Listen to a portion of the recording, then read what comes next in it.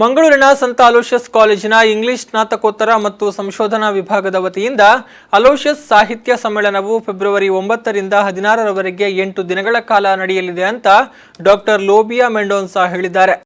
ಈ ಬಗ್ಗೆ ಮಂಗಳೂರಿನ ಪ್ರೆಸ್ ಕ್ಲಬ್ನಲ್ಲಿ ಸುದ್ದಿಗೋಷ್ಠಿ ನಡೆಸಿ ಮಾತನಾಡಿದ ಅವರು, ಈ ಸಮ್ಮೇಳನದ ಉದ್ಘಾಟನೆಯನ್ನ ಫೆಬ್ರವರಿ 9 ರಂದು ಸಂತ ಅಲೋಷಿಯಸ್ ಸಮೂಹ ಸಂಸ್ಥೆಗಳ ಅಧ್ಯಕ್ಷರಾದ ವಂದನೀಯ ಗುರುಗಳಾದ ಫಾದರ್ ಡೈನೀಶಿಯಸ್ ವಾಸೆಸ್ಟೆ ಅವರು ಹಾಗೂ ಕಾಲೇಜಿನ ಪ್ರಾಂಶುಪಾಲರಾದ ಫಾದರ್ ಪ್ರವೀಣ್ ಮಾರ್ಟಿಸ್ ಅವರು ನಡೆಸಿಕೊಡಲಿದ್ದಾರೆ. ರಾಷ್ಟ್ರ ಪ್ರಶಸ್ತಿ ವಿಜೇತ ಚಲನಚಿತ್ರ ನಿರ್ದೇಶಕರಾದ ಅಭಯ ಸಿಂಹ ಅವರು ಮುಖ್ಯ ಅತಿಥಿಗಳಾಗಿ ಪಾಲ್ಗೊಳ್ಳಲಿದ್ದಾರೆ. ಈ ಸಮ್ಮೇಳನದಲ್ಲಿ ಫೆಬ್ರವರಿ 9 ಮತ್ತು 10 ರಂದು ಚಲನಚಿತ್ರ ರಸಗ್ರಹಣ ಶಿಬಿರವನ್ನು ರಾಷ್ಟ್ರೀಯ ಪ್ರಶಸ್ತಿ ವಿಜೇತ ನಿರ್ದೇಶಕರಾದ ಅಭಯ ಸಿಂಹ ಅವರು ನಡೆಸಿಕೊಡಲಿದ್ದಾರೆ ಎಂದು ಮಾಹಿತಿ ನೀಡಿದರು. And I don't think any other college or any other department has tried to achieve such a monumental event. Our resource persons are actually, if you have a look at it, these are good quality, top-notch quality resource persons, and they will be trying to convey whatever messages that they want to convey, they'll convey very effectively.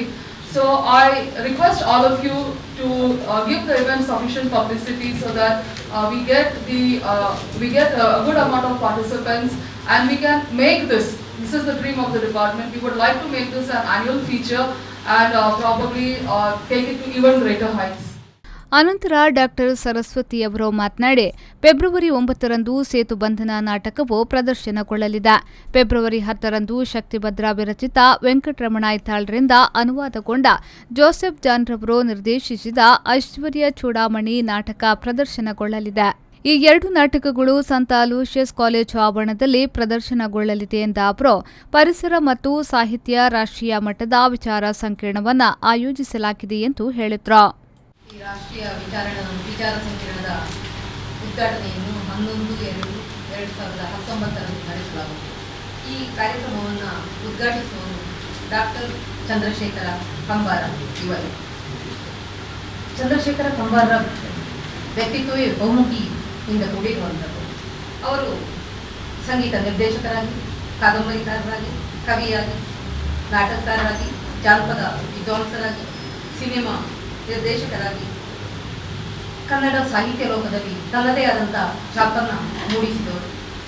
ಕನ್ನಡಕ್ಕೆ 8ನೇ ಜ್ಞಾನಪೀಠ ಪ್ರಶಸ್ತಿಯನ್ನು ತಂದುಕೊಡುವುದರ ಮೂಲಕ ಕನ್ನಡ ಸಾಹಿತ್ಯದ ಹಿರಿಮೆಯನ್ನು ಹೆಚ್ಚಿಸಿದರು. ಈ ಸಂದರ್ಭ ಸುದ್ದಿಗೋಷ್ಠಿಯಲ್ಲಿ ಸಂತ Aloysius ಕಾಲೇಜಿನ ಪ್ರಾಂಶುಪಾಲರಾದ ಫಾದರ್ ಪ್ರವೀಣ್ ಮಾರ್ಟಿಸ್, ಡಾಕ್ಟರ್ ಗಿರೀಶ್, ಚಂದ್ರಕಲಾ ಉಪಸ್ಥಿತರಿದ್ದರು. ಪ್ರಣಮ್, ವಿ4 ನ್ಯೂಸ್ 10 7 ಮಂಗಳೂರು.